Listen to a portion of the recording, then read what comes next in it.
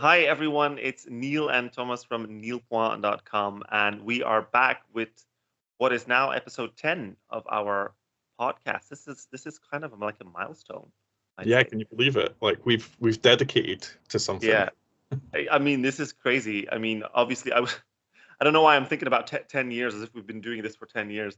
This is episode 10, and in this episode, we are going to discuss what we personally think are some of the most iconic performances on the Eurovision stage. We had a little chat beforehand, and we have agreed that Eurovision performances does not mean that it's only competing songs. It could be songs from national finals. It could be songs that were interval acts. So we are going to discuss our favorites.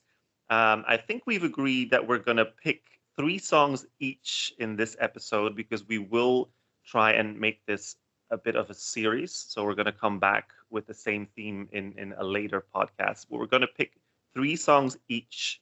We're going to start with 1 song each, and then we're going to pit them against each other and then decide together which one we think is the best.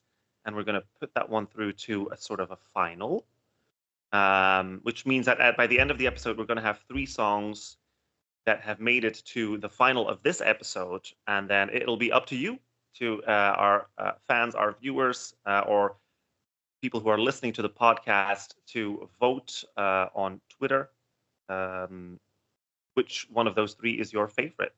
Yeah, I think we can also, if you're on Spotify, I think we can also add polls to Spotify. So I'll add it in there too. So we'll combine the votes. I think we can do it on YouTube as well. Possibly. Yeah. Technology. I will say, I asked about the interval. I did not realize we were including national final performances in this. So that was tough enough to whittle this down to 3. So the future episodes are going to be tough.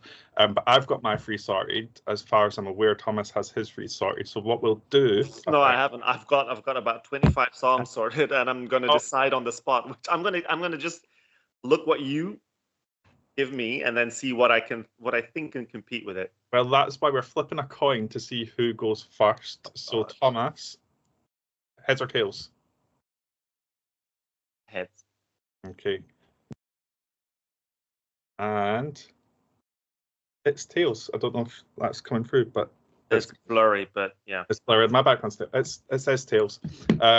So I'm going to let you go first for this. Oh, I thought if I lose, that means you start. I get the choice. Okay. And it's mostly because I know you've not prepared which ones you actually want to send, so I just want to see you struggle. So just like I've got quite a list. So there's about 25 songs on there. Which one do I pick? Okay, I'm gonna start with an obvious one. Which is one of the entries and one of the performances that, in my opinion, was so groundbreaking, not just for Eurovision itself, but just for Europe. The fact that this won was such a big deal. It was such a popular win for several reasons. And the song that I choose is "Rise Like a Phoenix" by First.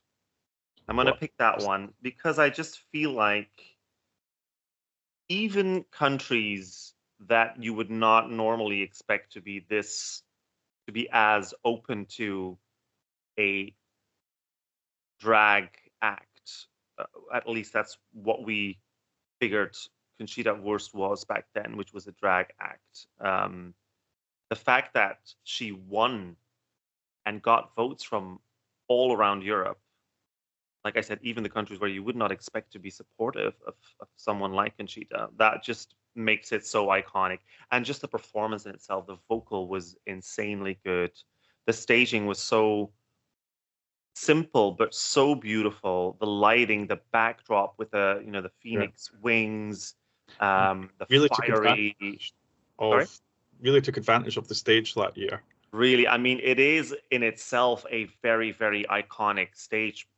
I mean, possibly, in my opinion, still the best stage ever at Eurovision, and it's going to take a lot to top that. It was just so cool. It just looked so good, and they really did take advantage of that stage.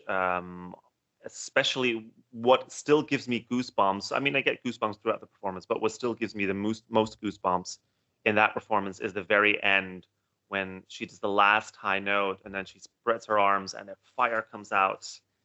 That was just, I was just completely blown away by that. I remember my mom was in the room together with my ex-boyfriend. We used to watch Eurovision together. My mom used to watch Eurovision when she was younger. She doesn't now anymore, but she was in the room, and when Conchita was on stage, she literally stopped and kept watching because she was like, she just heard the voice and she was like, oh wow, this is actually pretty good, and she just kept watching, and she's like, well, that was really good. If that one doesn't win, which one will? So it was just iconic. It was great. I think it's that really thing that is really important. It's great staging, great song, great message, great vocal. Just everything worked well. And even if Conchita's vocals hadn't been as good as they were, it would have been still a moment, I think, on stage. But Conchita's vocals are just insane. And obviously, we saw her perform. She closed Hedgård Song Festival Fest in November last year, and it was just stunning. Me and Thomas were basically like crying, crippled on the floor or something like it was just a brilliant experience. So no, all right, I know I'm losing this one. Okay. Well, I mean, I just, it wouldn't have been my first pick had we just gone over our favorite performances. I would have probably picked a different one, but since we're making it competitive, I thought I might as well start with a bang. Yeah. Okay. All right. It means I'm going to sacrifice one of my favorites. Or you could vote strategic. You could do strategically and pick one that you don't care much about. Oh, that's what I said. I'm going to sacrifice one of my favorites. Because I don't think this was going to win any battle, but it's one of my favorites and it's iconic. Maybe not always for the right reasons. It's still iconic, and so my choice for round one is Bojana Stemenov, Beauty Never Lies. Mm-hmm. Love that song. I know you do. Bojana, if you're watching for any reason, please get that song on streaming. It really, really upsets me that I can't listen to it whenever I want. Like, I absolutely love this song. I think you not listen to it on YouTube though. Yeah, but that's not the same as when you've just got shuffle on and you're in the office and trying to ignore people. So that you can concentrate on your work. So yeah, I really. I don't know how much concentrating you would be doing with that song playing. You would be surprised.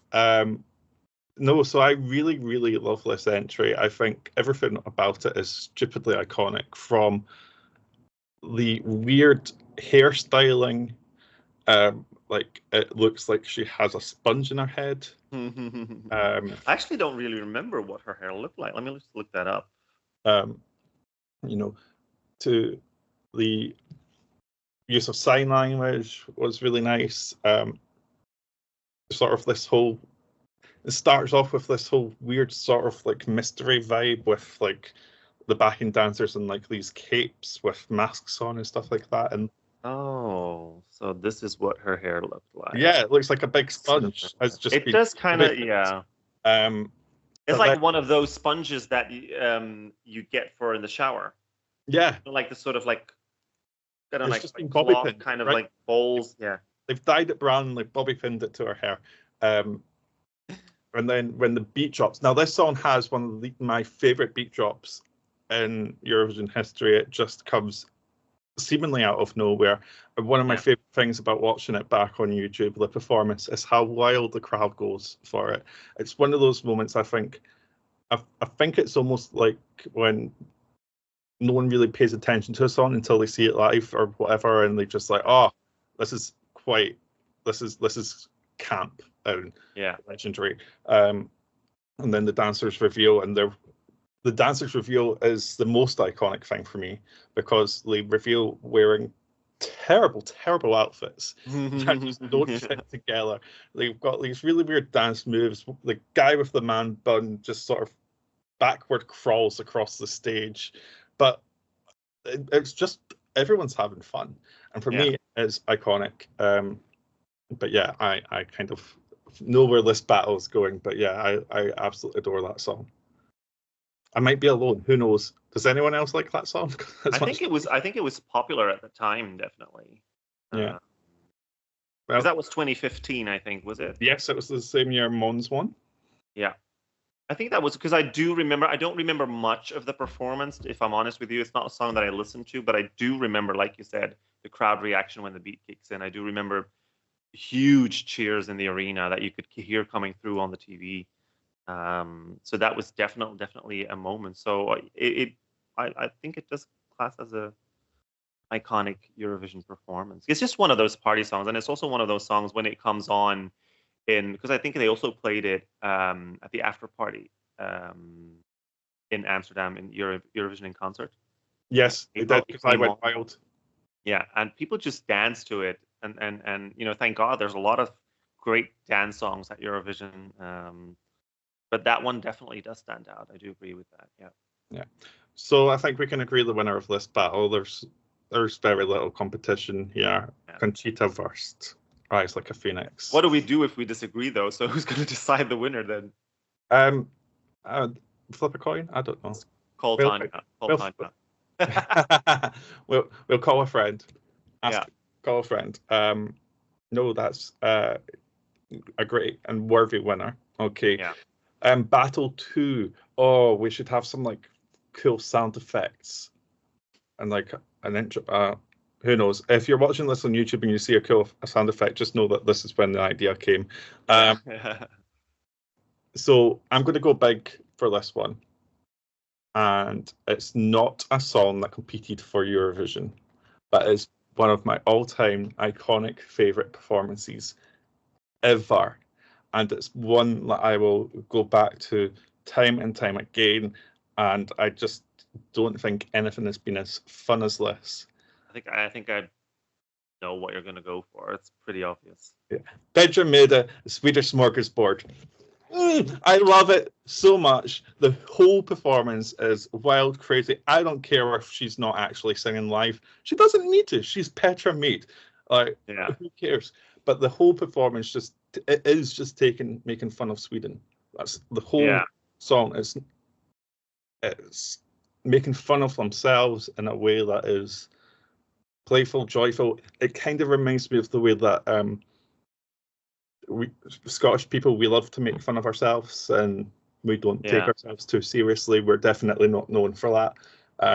But that humour really resonates with me. You've got Carola getting blown away by a wind machine that's too strong. You've got someone dancing in a giant glass of milk. You've got Pippi Longstockings or whatever. You've got gay kissing. You've got everything is in there. Like you've got people dressed as giant meatballs. Like what?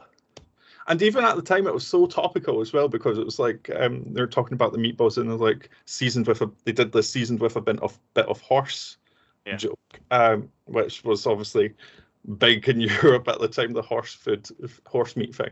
But honestly, I don't think you can beat Petra.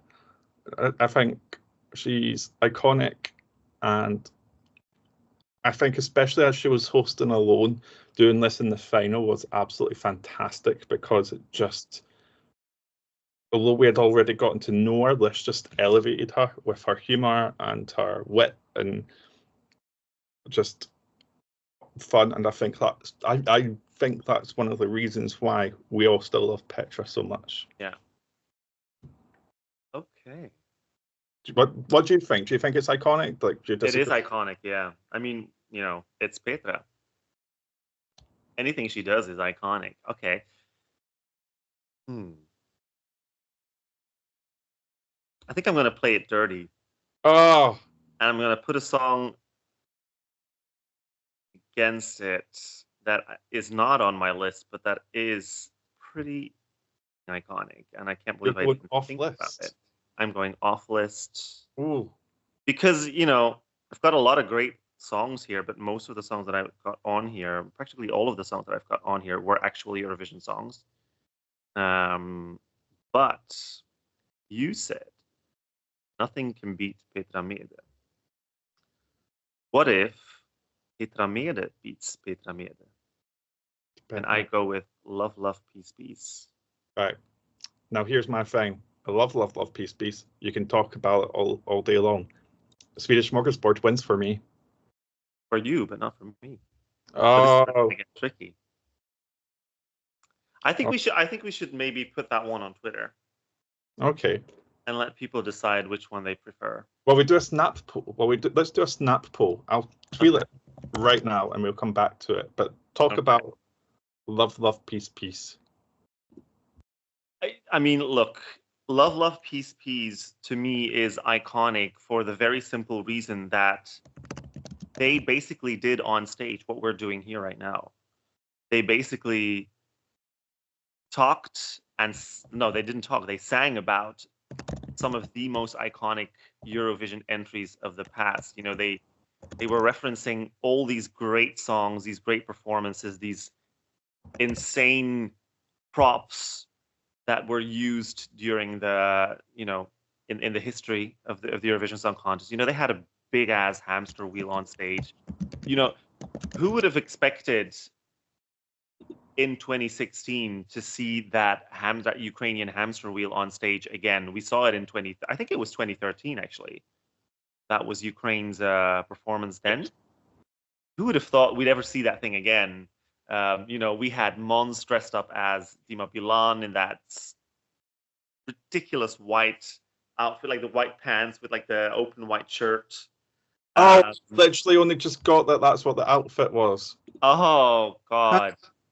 And then we had Petra Mede, I think, dressed as, if I'm not mistaken, she was dressed as Charlotte Nilsson.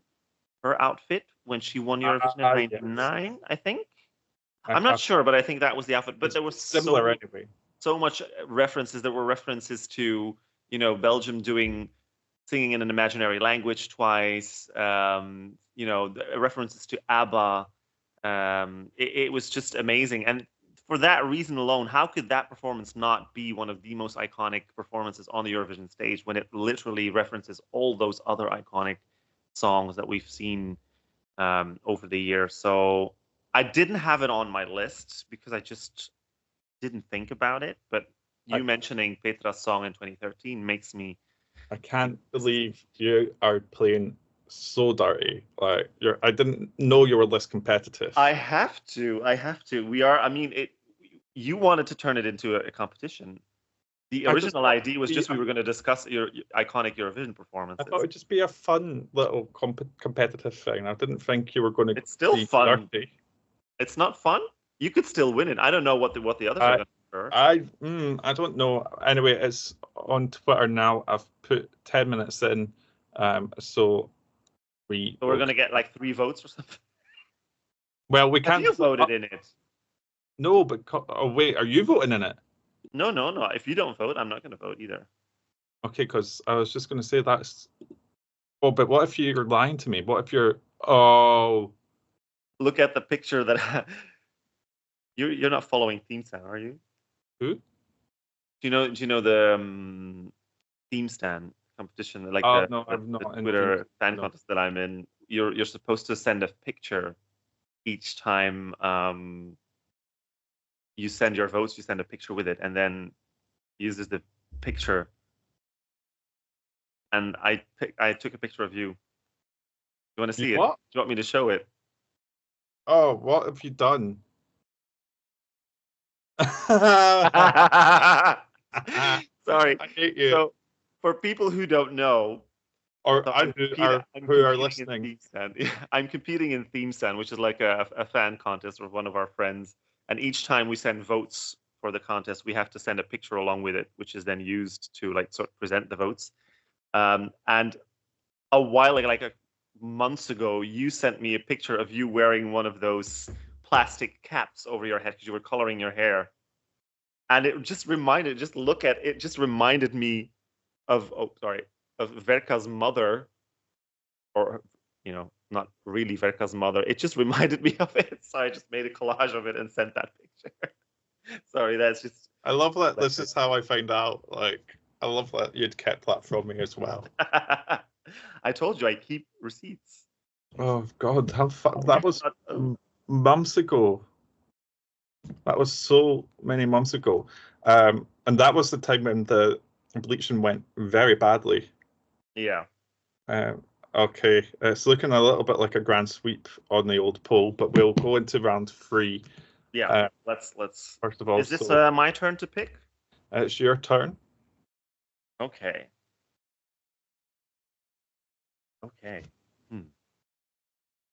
Which one to pick? So I have my all-time favorite, but I'm not going to pick it because I don't think I can win that battle. Because I don't think that a lot of people, apart from me, would agree with it. So maybe I'm going to go with something else. You just know that I'm thinking of whatever could beat you. I can't have this be a grand sweep.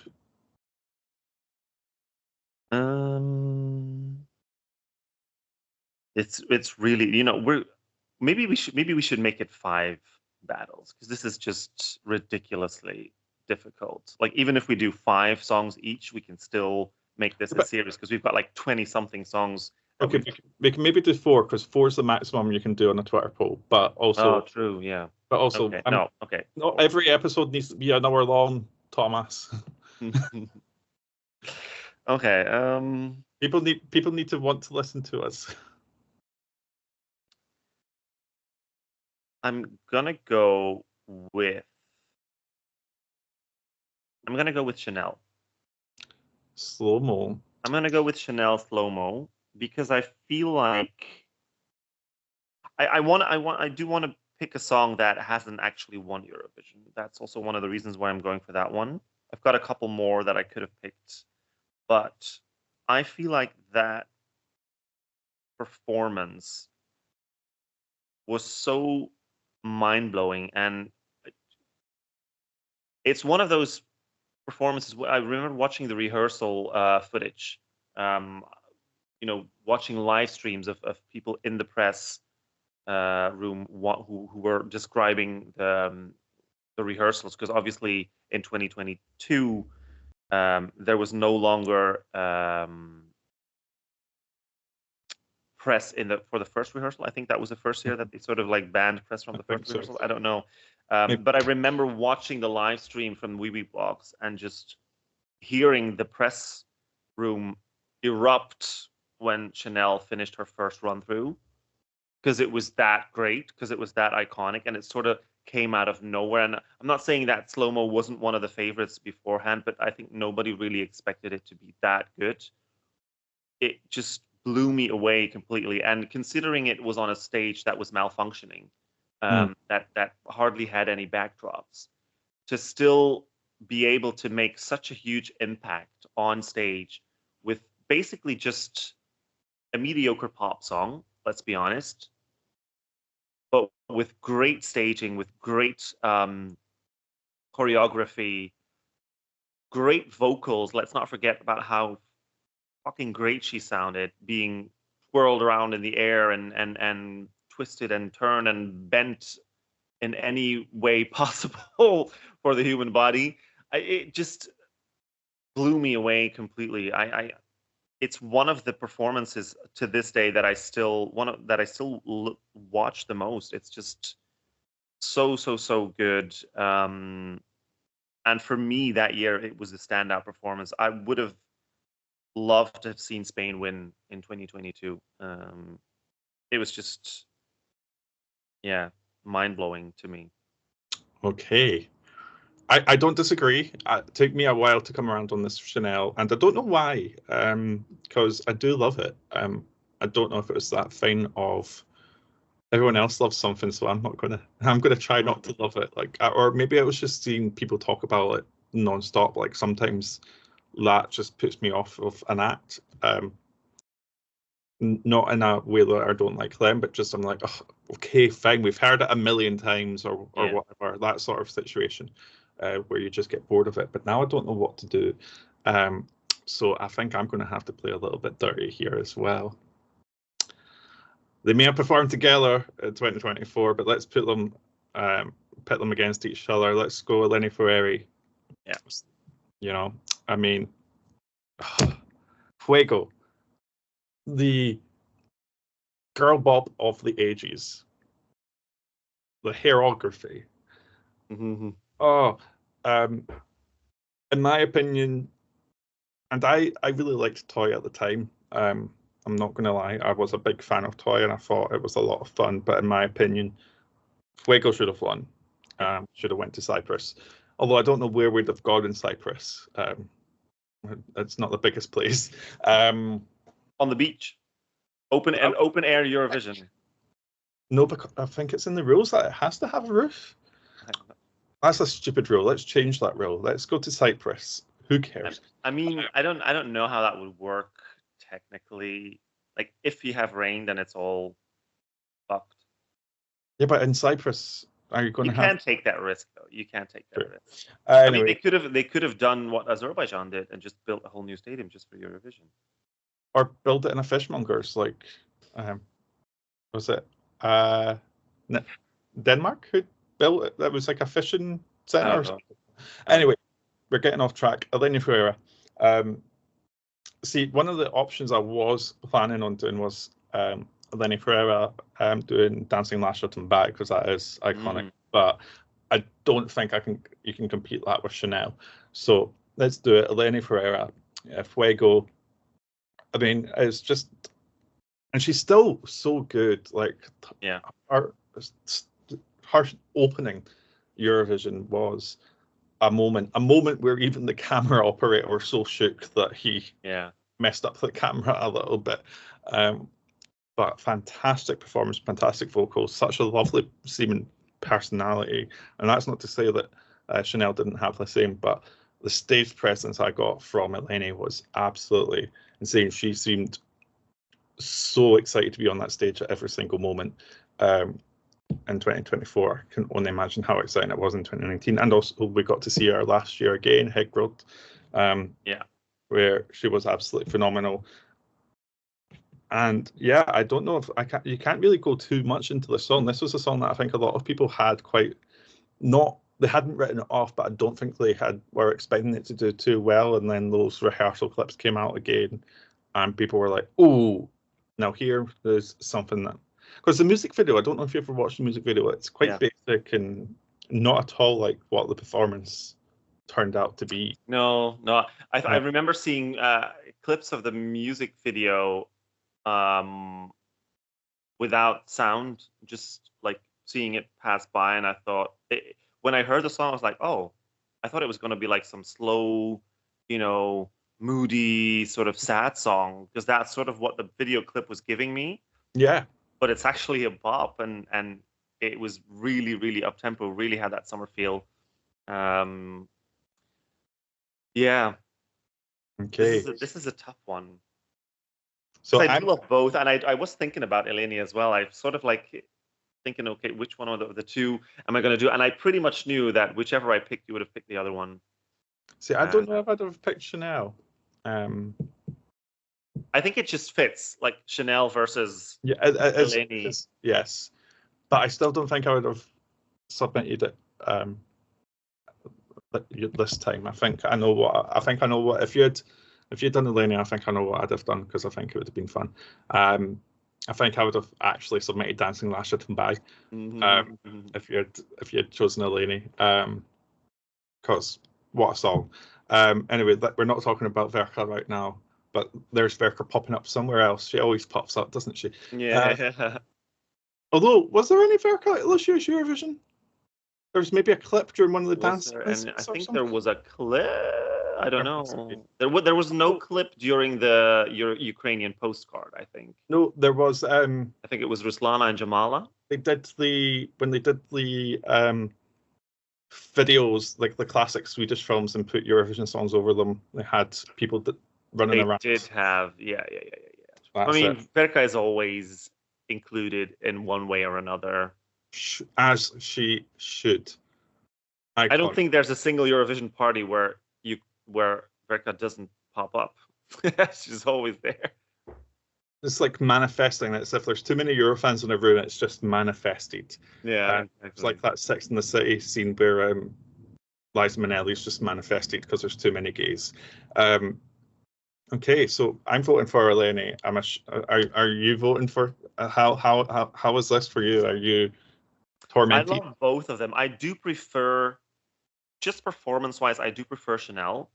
Ooh. I think it's the performance that I go back to most. But I was really obsessed with Eleni back in 2018 as well. So it's a tough one for me. But We need to do another stat poll. let's do another poll. I'm okay with losing this one because, like I said, both are just great. And let's just see.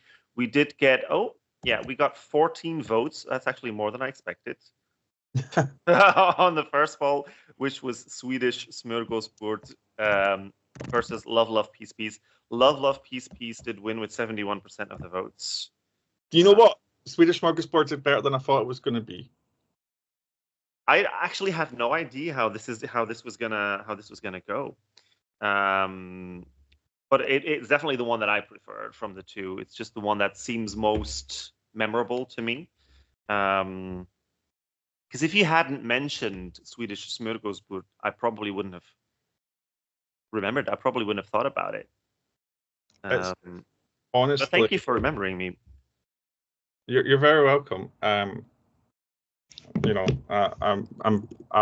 thrilled to have been able to have helped you win a second run. Right, the second snap poll is up on Twitter, so we'll put that up for 10 minutes and we'll see what we come up with. So we were only able to settle on one, and that was Conchita. So I guess what we should maybe do. Who can beat Conchita, really? Yeah. So do we just take a break for 10 minutes and we come back, or do we talk about something else? We could just go. We were going to do 4, right? Let's just. Will we do 4? Right. Okay. We'll do 4. Let's do 4. Let's do 4 because then we've got like a poll with 4 songs. Okay. Right. Let's see then. So it's my turn to go first. Okay. See, I've got a feeling that whatever I pick, you're going to have something that can really. Right, screw it. I'm going big. I want to win. I don't know how the Chanel versus Eleni is going to go. So I'm keeping myself right. I'm going to go big. Go big. And I wasn't planning on going this big so early in the series. But let's submit the queen of Eurovision herself. It's Tattoo by Loreen, and I'm also going to... I thought for a second you meant Tattoo, the Russian band who competed in 2003. I was like, Queen of Eurovision? Okay. Queen of Eurovision, Loreen, with Tattoo. I'm also going to say that as much as I love her Eurovision staging, let's go the Melody Festival staging, because that's the original performance wise. Yeah. How can you not love this? This is a perfect song. Of course, Euphoria is amazing as well. I was actually just having a real toss up there of Euphoria or Tattoo, Euphoria or Tattoo. What do you do? What do you do? But the thing I love about Tattoo is it's so cinematic. And the reading really captures that energy and it really sort of just seems like she feels at home. Oh, I've just realized what you're going to do here. I might have shot myself in the foot. What am I going to do? Oh, fuck. What do you think? I can't lose 4-0. Yeah, I don't know. I don't know what the poll is saying right now. No, I don't. Let's see, but you can put me out my misery. Tell me what you're running, what you're going to compete with. Wow. But the thing, have we not got a single vote on it yet? Quickly, tell people to vote. People, vote. Wait, you're watching this behind. You can't. Let me retweet it. Maybe we can.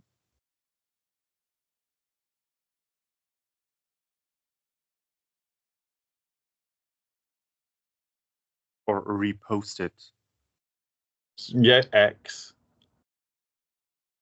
Okay, so I've got two options here that I can put against Tattoo. Two battles that could be. It's just one of those things. Let's settle it once and for all. Which is the best one? And I'm still thinking about which one I'm gonna do. So either I do Karia, or I go with Euphoria. Ooh.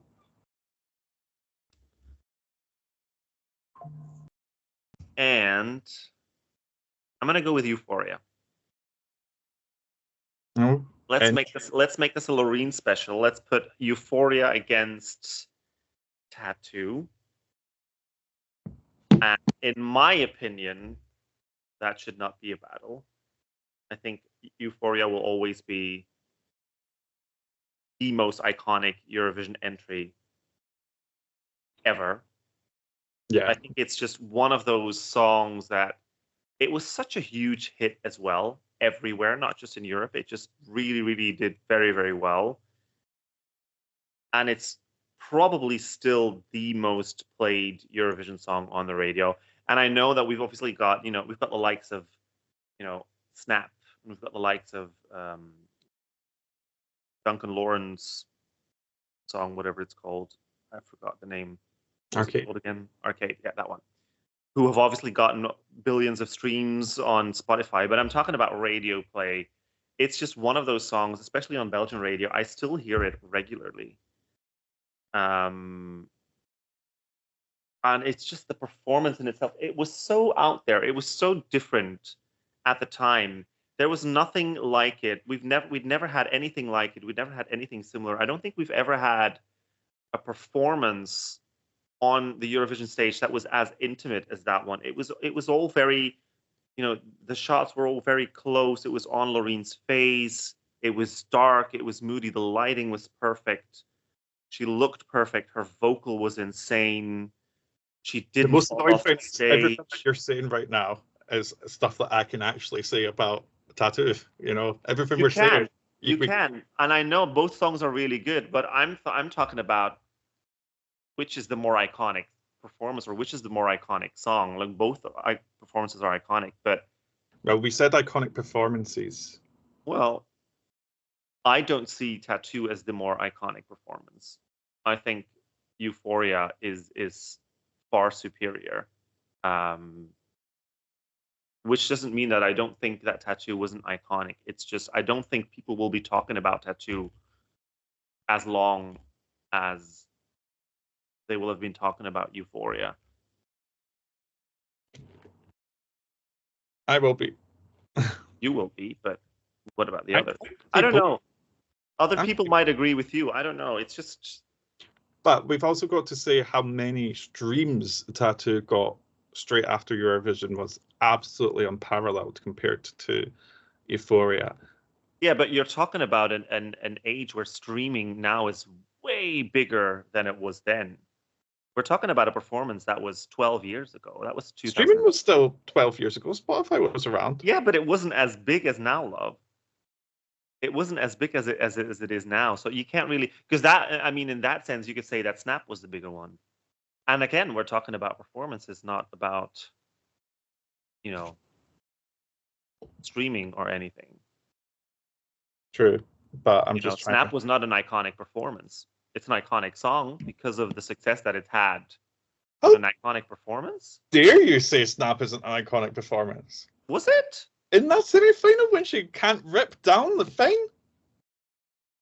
Okay, so the not ripping down the thing was maybe a little bit iconic, but the performance in itself was not iconic. Let's also not forget that the version of the song that became so hugely popular on TikTok was the sped up version, not the actual version. Tomatoes. Anyway, we're not talking. Look. I'm not saying I don't like Snap. I think it's a lovely song. I love it. I still listen to it. We're not talking about Snap. We're talking about Loreen. It's Loreen versus Loreen. It's Euphoria versus Tattoo. Come on. I'm not giving in on. Don't make me choose. I love Loreen. I can't choose. This is tough. This is tough. As a compromise, can we just put My Heart Is Refusing Me in? Like, can we make that? Can we have a compromise winner? Is that a thing? Eleni is winning the vote at the moment. Oh no, it's just changed. No. Fuck. It's 9 votes on feet. Yeah. 1 minute left. No! I hate this. Oh no, I'm such a loser. Okay, let's put a last one up once this one. So this one finishes in about. No, because whole ending it says. Oh, why am I such a loser? Dan did say slow-mo is a no-no for me. So you've got Dan behind you. Yeah, but his taste is questionable. No, not that Dan, the other one. Oh no, both their tastes are whatever Dan you're talking about, both their tastes are questionable. Dad, I love you. I've told you this to your face before. We have different tastes. And the other Dan, yeah. Dan actually said both are overrated. Yeah.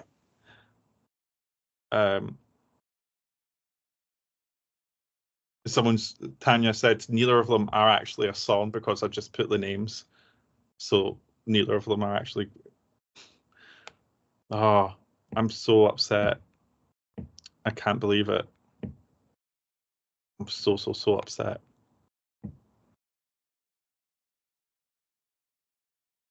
It says poll ending for like 5 minutes now.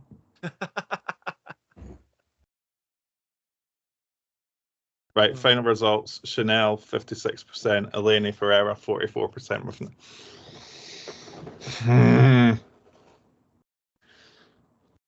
Okay, do we do our one final one? Yeah, let's do the final one. Don't put Loreen versus Loreen though. I'm not that dumb.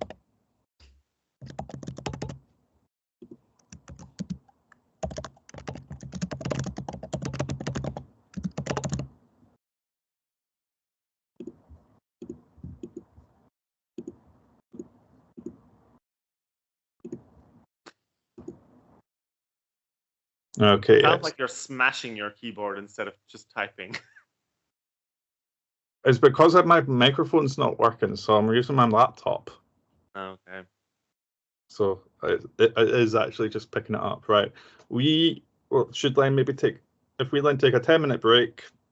No voting in this. Wait, promise me you didn't vote in that last one. I didn't vote in any of them. No. Okay, good. I'm on the Niall Points account, so. Okay, you can tell how much we trust each other. Right, we will take a quick break and we will be back in 10 minutes. Because I need to get a glass of water anyway. See you then. And it doesn't look good for your old friend Neil. How many votes have we got? We got 13 votes, and it is close. I got 15. Oh, maybe it's refreshed. 15 votes, and it says ending Euphoria 53% at 247%. Come on, 2 more people vote for Tattoo. I really wanted to vote for Tattoo so I could win. You bastard. But we've been to an arcade bar together. You know how competitive I can be. Like, yeah, you're very because you said I was competitive. I'm like, no. Okay, we got 16 votes in the end. 56% for Euphoria. One more person voted for Euphoria right at the last minute. Okay, so that means I am a 4-0 loser. Oh my god, I'm just like Scotland. I'm just like Scotland whenever we do anything. Why? Because we always lose. Scotland always loses. Okay. That's why we're like in like football and stuff like that. Yeah. Okay. We're like 12% in the odds. Even Belgium are higher odds to win the Euros than we do. It's not going to happen though. Well, anyway, okay, so I'm a 4-0 loser. That's fine. I can live with that. I have my taste, and You can question it all you want, guys. But that means in the final poll, we are going to have Conchita first. We're going to have Euphoria. We're going to have Peace, Peace, Love, Love. And we're going to have a Chanel slow-mo. So we will put the final poll up for, how long do you think? 3-4 days? Yeah. We'll put that up for a few days. Yeah. We will also have it on Spotify if we can make that work. I will figure that one out, and we will see who wins. And in the next episode, we'll discuss it if we were surprised or shocked by any of the results. Yeah. Is there anything you would like to say as the winner of the inaugural episode of the Niall Battles, or whatever we call this? Are we going to make it a battle between us as well? Does that mean 1-0 for me? Well, technically 4-0. Oh yeah. Why am I encouraging you? I don't know. Because you're competitive. Even when you're losing, you're like, I want to compete. Yeah, I'm going to need to come back bigger and better. You know, I feel like we didn't really think this through, because we basically just put out the most iconic Eurovision entrant ever with Loreen, and now it's just, I feel like the quality is going to decline gradually with every episode that we do. No, I'm just joking. Okay. But we are putting Loreen up against Conchita, which means we're going to lose one of those two in the very early stages. And Petra. Ooh. Okay. Oh, let's do a little prediction. Who do you think is going to win that poll? So we've got Loreen with Euphoria, we've got Petra and Mons actually. Oh yeah, we didn't discuss Mons too much. Poor Mons. And yet he's always there. Not this year. Not this year. No. He needs to stay away. Chanel with slow-mo, and we've got, what was the last one? We've got. Why am I blanking? Conchita, Loreen, Petra, Mons, and Chanel. So I think you had named all four of them actually. I think you. Okay, so who's going to win, do you think? I'm going to go Loreen. Come on, she's the queen. Yeah.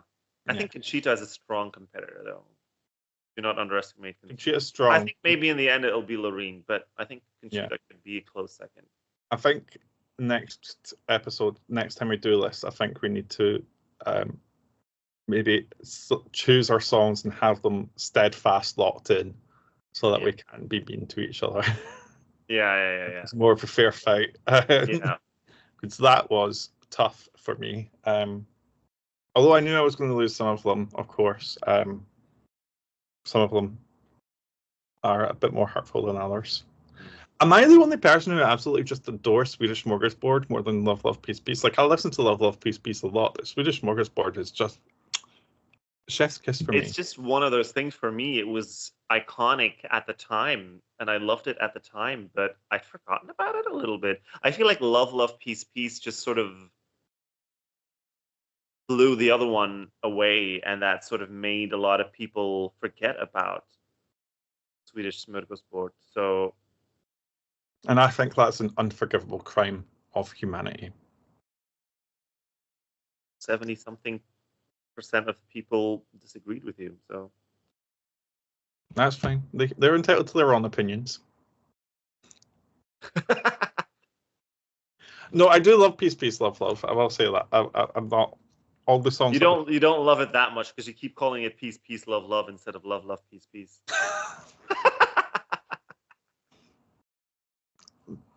I'm just an idiot. That's all that is. Okay, well, that was fun, even if I got an absolute batter in there. Did you have any words to say, actually, as winner? You didn't actually have any words. What can I say? Thank you for voting for me. I'm so honored. Do you want to thank your mom, your gran? Give me a trophy so I can break it. Break the mic.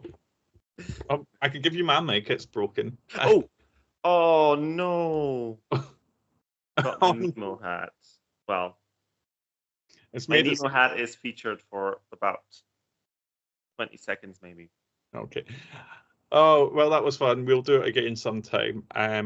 we have a couple of ideas for episodes coming up, but if you've got anything you want us to talk about or discuss or any ideas, do let us know. Yes, we are now outsourcing this to you. We are that great at ideas. But also we want to make sure that you like what we're doing. So keep an eye out on Twitter, because we'll probably ask some questions about what you like to see, how long these episodes are, several questions like that. Do keep an eye out for them and let us know what you think. So you can go to Niallpoints blog on Twitter and Instagram, and you can also go to niallpoints.com. Please like and subscribe and comment. We'll do the thumbs up. Let's see if it works. Why is it not working? There. Oh, it's fire. We both got fireworks. Mine's are blurry though. What's that? Snow? I don't know. Okay, there we go. We've got thumbs up, but it's blurred. That doesn't work for me. Yeah, it is blurred. Yeah. Okay, it's weird that it blurs the effect. Anyway, do like, subscribe, comment. Hit the notification bell if you're on YouTube. Yes, that's what it is. That's the notification bell. Because you don't want to miss us. We're fun. We're also quite cute. So you want to make sure you see us. If you're listening to the podcast, you are missing out on our cute faces, but at least you get to see us having fun. Spotify, Apple Music, Amazon Music are where you can get the podcasts from if you are that way inclined. You can follow me on Twitter and Instagram at Niallpoints. And you can follow me on Twitter and Instagram at Paidatum. And we'll see you next time. Bye.